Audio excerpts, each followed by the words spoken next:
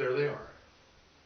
A procession had appeared far down among the pink stones that lay near the water's edge. Some of the boys wore black caps, but otherwise they were almost naked. They lifted sticks in the air together whenever they came to an easy patch. They were chanting, something to do with the bundle the errant twins carried so carefully. Ralph picked out Jack easily, even at that distance, tall, red-haired, and inevitably leading the procession. Simon looked now from Ralph to Jack as he had looked from Ralph to the horizon, and what he saw seemed to make him afraid. Ralph said nothing more, but waited until the procession came nearer.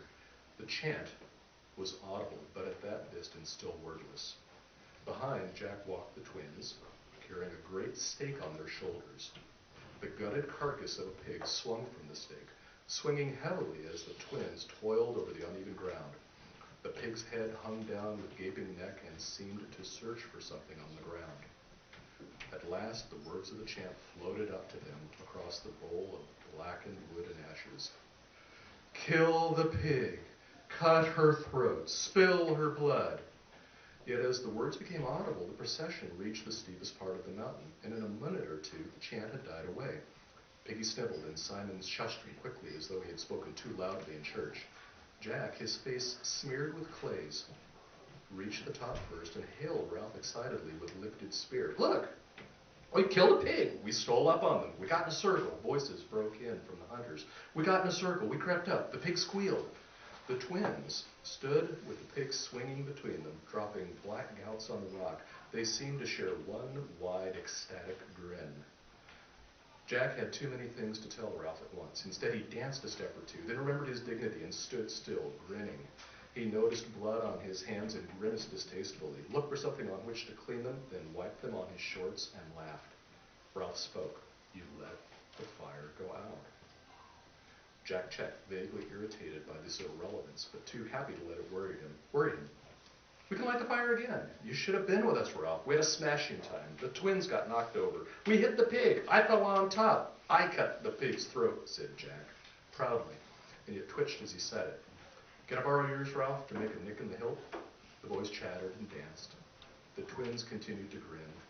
There was lashings of blood, said Jack, laughing and shuddering. You should have seen it. We'll go hunting every day. Ralph spoke again, hoarsely. He had not moved. You let the fire go out. This repetition made Jack uneasy. He looked at the twins and then back at Ralph. We had to have them for the hunt, he said, or there wouldn't have been enough for a ring. He flushed, conscious of a fault. The fire's only been out an hour or two. We can light it up again. He noticed Ralph's scarred nakedness and the somber silence of all four of them. He sobbed, charitable in his happiness, to include them in the thing that had happened. His mind was crowded with memories of the knowledge that come to them when they closed in on the struggling pig, knowledge that they had outwitted a living thing, imposed their will upon it, taken away its life like a long, satisfying drink. He spread his arms wide. You should have seen the blood. The hunters were more silent now, but at this they buzzed again. Ralph flung back his hair. One arm pointed at the empty horizon.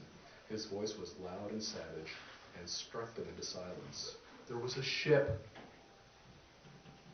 Jack faced at once, with too many awful implications, ducked away from them. He laid a hand on the pig and drew his knife. Ralph brought his arm down, fist clenched, and his voice shook. There was a ship out there.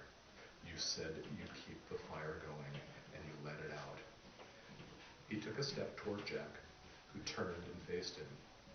They might have seen us. We might have gone home. This was too bitter for Piggy, who forgot his timidity in the agony of his loss. He began to cry out shrilly, You and your blood, Jack Merridew, you and your hunting. We might have gone home. Ralph pushed Piggy to one side. I was chief, and you were going to do what I said. You talk, but you can't even build huts. Then you go off hunting and let out the fire. He turned away, silent for a moment. Then his voice came again on a peak of feeling. There was a ship. One of the smaller hunters began to wail. The dismal truth was filtering through everybody. Jack went very red as he hacked and pulled at the pig. The job was too much. We needed everyone. Ralph turned.